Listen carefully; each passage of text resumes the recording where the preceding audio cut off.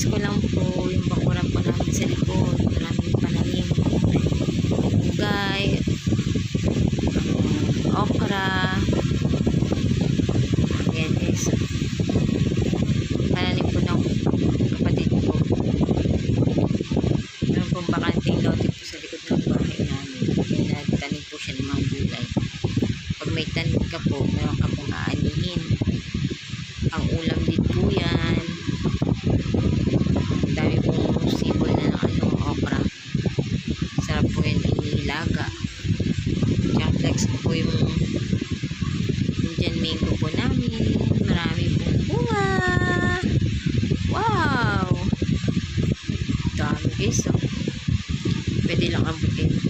Naabot ka lang po ng pamangkin ko. Yan, sige, abutin mo.